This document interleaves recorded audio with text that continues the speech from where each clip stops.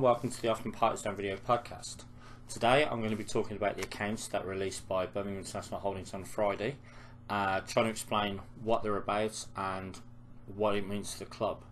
Before I go any further, remember, I'm not an accountant. I've just had a flick through them, I've spoken to people, but treat my opinion with skepticism. Have a look for yourself and make your own judgments.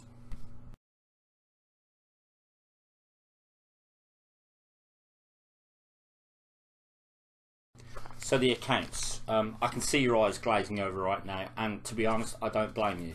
These things are boring as hell. It's just facts and figures, and they're not really designed to be easy to read because, quite frankly, they don't want us to understand them. They don't want us to lay people to because we ask too many questions. And unfortunately, unlike The Big Short, I don't have Margot Robbie in a bubble bath drinking champagne to explain them to you. So you'll have to make do with this ugly mug, but I'll do the best I can. The bottom line is, Birmingham International Holdings made a loss of 54 million Hong Kong dollars in the 6 months between July 1st, 2015, December 31st, 2015. It's about 5 million quid. Now, it's understandable because revenues have dropped significantly. They're down to around 8.8 million pounds, and that would be because the parachute payments have ended. So one of the club's major sources of income has gone. Yet operating expenses have remained about the same. They're about 4.5% lower, about 12.5 million pounds in those 6 months. Now, what confuses me and what I don't like is that while the revenue is quite well broken down, so we can see what's coming from where, i.e. match receipts, you see commercial revenue, broadcast revenue, that sort of thing. What we can't see is how the expenses are broken down. And although the expenses have dropped by 4.5%, you look a little bit further and it will tell you that admin costs have dropped by nearly 50%, down to 1.8 million. Wages have dropped 45% to 7 million pounds. So if admin costs and wages have dropped so low, why are operating expenses still high? What is causing that gap? That's the first thing that concerns me, and I don't know the answer. Secondly, the second thing that concerns me in these accounts is that they basically say Birmingham International Holdings is insolvent. They confirm that there is a net liability of 23.5 million Hong Kong dollars. It's about 2.1 million pounds.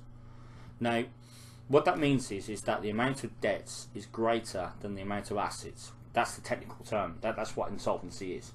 Whether it's a problem or not, I'm not an accountant. I can't tell you. But I've got to say, when I looked at this with friends of mine, they went, "That's not good. That's not good at all." I think the thing to do with these accounts is it depends what kind of viewpoint you have.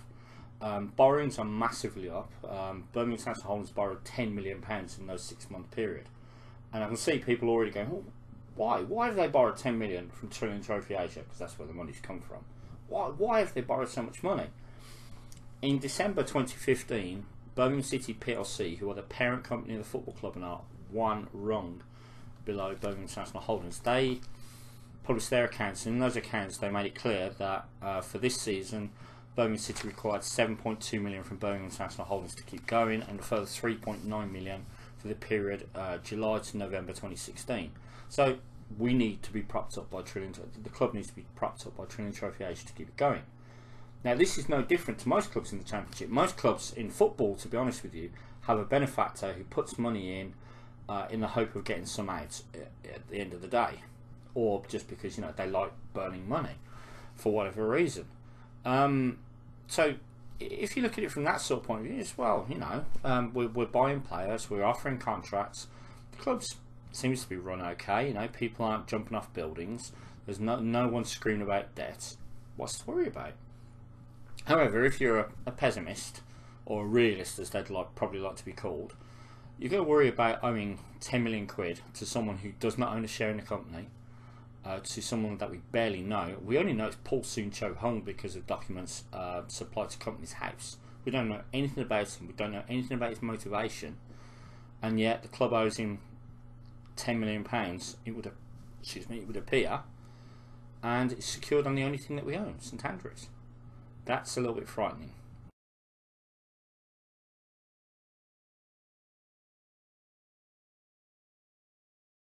It wouldn't be a podcast, I guess, if I didn't get to mention Hong Kong legal proceedings at least once. The other thing these accounts talk about is the legal proceedings between Boeing International Holdings, Carson Young, Peter Panu, and Ucontinent, which is owned by Carson's brother-in-law Wang Lei. Let's take these one thing at a time. First of all, which I think is most important, last year there was a court case, HCMP 395-2015 is the case number, where Carson tried to get the receivers kicked out, essentially. He failed. There was the judge ruled against him, but he appealed, and then we didn't hear anything. What the accounts here confirm is that the appeal is still ongoing. That Carson has until the 1st of March, which will be Tuesday, to file his skeleton submission. I guess Boeing International Holdings have to do that as well, and then there'll be an appeal hearing date, and someone else will get the decision whether Ernst & Young stay or whether they go. So that insecurity about whether Carson can get rid of Ernst & Young seems to be actually very much quite real. And it's a question that I want to put to Ernst & Young. I'll try to put it to Panos. Panos has not responded to my question on that. I don't think he can answer it, in fairness. Ernst & Young have not responded as of yet either, although to be fair, the last time I emailed them was midnight Saturday morning their time, so I don't really expect an answer anytime soon. The second one, Panu. As you know, Panu put in his own court case against Boeing International Holdings for unfair dismissal. They're trying to negotiate that because they're trying to add him to the case they brought against Carson and his cohorts for the way they run the company.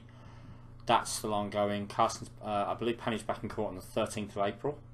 There's also a court case against Ucontinent, which is owned by Carson's brother Wang Lei, saying that he acted in concert with Carson. It's a big thing, that is, because if they can prove that, they can do all kinds of things.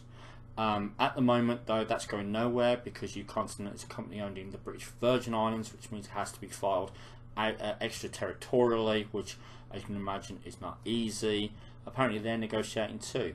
Now, I think you'll remember when I spoke on video last week that Carson was interfering with what was going on, and I think this is the interference. The interference is that Carson's got this appeal to set aside Ernst & Young. Ernst & Young are trying to negotiate with him because he's not going to do any good by getting rid of them.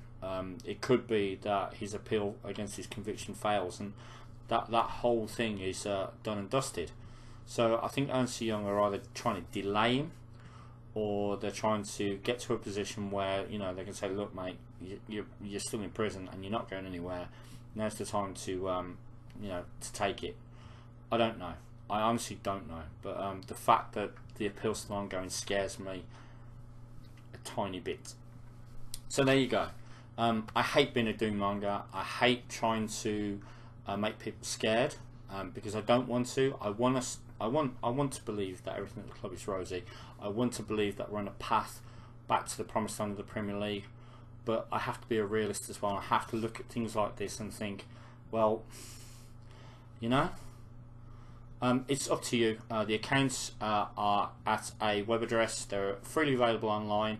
Click the link which I've provided for you to have a read of them yourself. Yes, they're difficult, yes, they're complicated, but if you're an accountant or you know someone who is, have a look for yourself, make your own decisions. It's really important.